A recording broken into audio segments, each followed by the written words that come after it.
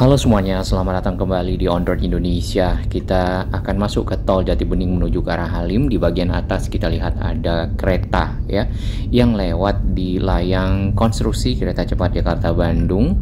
Dan kalau kita perhatikan ya, banyak memang kereta-kereta selain Transit EMU ya yang belum pernah diuji coba ke arah sini. Nah, salah satu kereta yang ada adalah yang ini. Ini berfungsi untuk menata batu balas ya, atau batu-batu yang ada di sepanjang rel, bantalan rel dari kereta cepat Jakarta-Bandung. Tapi batu balas sendiri juga dipasang di rel kereta lainnya, bukan hanya untuk kereta cepat ya. Di rel kereta api biasa juga kita lihat batu-batu seperti ini di sekitar bantaran rel. Nah, fungsi dari batu balas atau lapisan balas ini sebenarnya adalah yang pertama untuk meredam getaran trek ya dari rel saat kereta melintas. Nah, tentunya si kereta cepat Jakarta-Bandung karena punya kecepatan yang cukup tinggi dibandingkan dengan kereta biasa, maka batu balas pun sangat penting ya untuk ada di sini, terutama pada saat kereta lewat ya, karena juga kecepatan tinggi tentu punya tekanan yang lebih tinggi. Nah, tentu akan menimbulkan getaran berikutnya ya terhadap si trek. Dan trek sendiri diharapkan tidak bergeser ya, tetap stabil dan seterusnya untuk kelanjutan operasional lalu lalang kereta. Jadi batu balas berfungsi meredam dari getaran tersebut sehingga rel itu tetap pada tempatnya. Kemudian menjaga rel tidak amblas ya.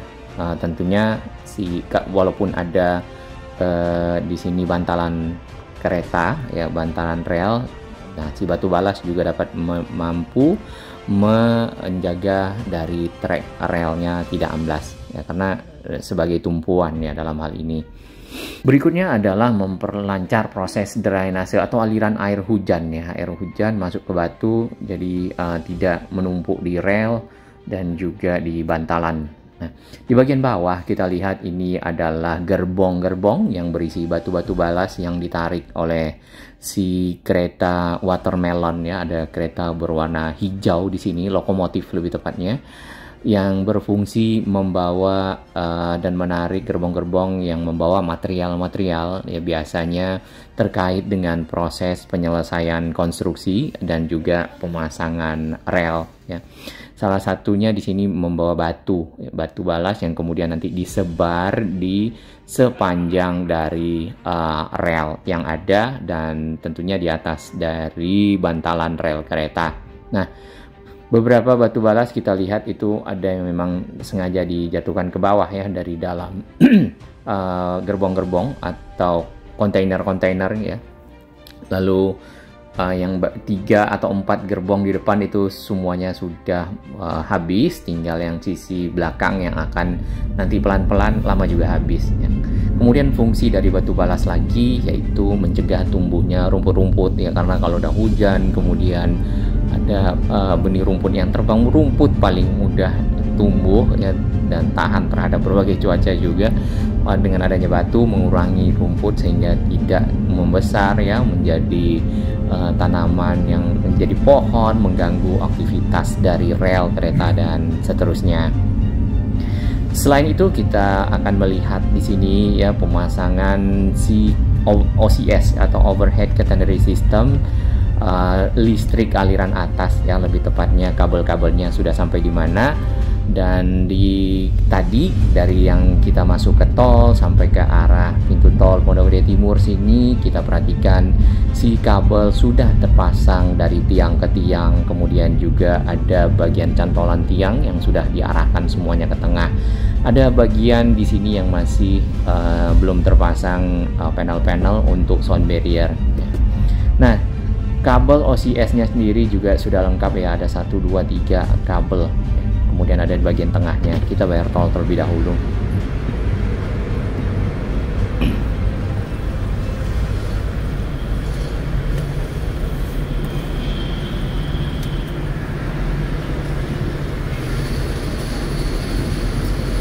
Oke, si balas sendiri itu ditaburkan dalam 2 tahap ya. Jadi ada tahap pertama Jadi batu balasnya disebar, kemudian ada tahap kedua untuk menambah ketinggian dari lapisan yang sudah ada, ya setinggi bantalan lah paling tiga. Kemudian mengisi rongga-rongga antara bantalan-bantalan kereta. Makanya tadi sih kereta yang warna kuning agak merapikan, memadatkan batu balas antara bantalan kereta dengan bantalan kereta lainnya. Nah, tentunya diharapkan sebelum Agustus ya sudah diuji coba. Di bagian kiri di atas kita lihat banyak kereta-kereta warna kuningnya. Ini terkait dengan tadi kesiapan operasional, pemasangan batu balas, penyebaran ya. Lalu juga mungkin ini juga terkait dengan pemasangan si OCS atau listrik aliran atas yang ada. Beberapa waktu lalu daerah sini ya kita perhatikan si kabel udaranya belum sampai sepenuhnya ke arah terowongan. Nah, waktu itu hanya sampai menjelang dari rest area kilometer 6B yang ada di depan. Saat ini ya si kabel udara atau listrik aliran atas yang berfungsi mengalirkan catu daya ya, karena memang si kereta cepat Jakarta Bandung tidak menggunakan rel ketiga untuk mengambil daya dan menggerakkan kereta menuju ke arah tujuan, apakah itu Jakarta dan sebaliknya, tapi menggunakan listrik di atas ya, lewat kabel, ada cantolan, ada pantograf yang ada di sisi atas kereta yang akan mengambil. Dari situlah si daya gerak ya dihasilkan yang bisa membawa penumpang sesuai dengan tujuan yang akan dicapai ya. Nah, di bagian sini menjelang ke arah kilometer 6B rest area, kita perhatikan kabelnya sudah terpasang ya antar tiang. Di dalam terowongan sendiri, seperti informasi dari sahabat-sahabat kita, terima kasih masukan-masukan dari sahabat Onder Indonesia, bahwasannya kabel ini tidak ada tiang ya, tapi dicantolkan di pinggir atau di dinding dari dinding terowongan. Mungkin ya kalau sebelum terowongan itu akan dicantolkan di dinding dari area transisi yang berbentuk rumah, yang berbentuk segitiga ya, atapnya kemudian ada bangunan kotak seperti itu. Nah, di bagian sini sebelumnya belum ada kabel OCS-nya atau listrik LAA, listrik aliran atas, namun saat ini sudah terpasang. Kita akan lihat ke depan, kita akan pantau proses berikutnya apa ya, karena ini kan baru segitiga antara tiang ya. Kemudian dari sana harusnya ada lagi bagian yang akan bagian kecilnya lah, part-part kecilnya, sehingga si pantograf dapat dengan nyaman ya, dengan baik mengambil dari aliran listrik yang ada ya, dialirkan di kabel tersebut ya. Di bagian atas ini adalah jembatan antilop yang baru yang berbentuk tapal kuda ya, yang tadinya jembatan tersebut terkena proyek dari layang kereta cepat Jakarta Bandung yang turun ke bawah. Disinilah turunnya ya, turun ke arah terowongan. Nah, berhenti kabelnya ada di sini, kemudian kabelnya masih akan diteruskan ke satu tiang, dua tiang, lalu masuk ke dalam area transisi. Area transisinya yang mana? Yang ini ya, yang seperti rumah. Proses yang ada di sini adalah merapikan di sisi samping area transisi yang berhubungan dengan terkoneksi ya dengan jalan tol, di mana ada sisi jalan tol yaitu bahu jalan yang masih ditutup atau dipasang barrier-barrier dikarenakan pada waktu itu proses pengerjaan dari area transisi yang ada. Di bagian kiri ini sudah masuk ke dalam terowongan, berarti tadi kabel udara atau kabel listriknya akan dicantolkan di dinding terowongan. Ya, barusan ini ada satu pesawat landing dan kita memang berada di sekitar Halim Perdana Kusuma, sedikit lagi ya menjelang Halim Perdana Kusuma. Jadi area ini akan kita lihat pesawat naik turun ya. Tadi terowongan yang ada di sekitar Pondok Gede yang menjelang pintu tol tadi adalah outlet namanya. Kemudian yang inletnya ada di kanan kita atau di seberang. Untuk proses yang ada di seberang ya, semua area transisi nampaknya juga sudah siap. Kemudian abutment tadinya belum tersambung, sudah tersambung, sudah ada rel ya.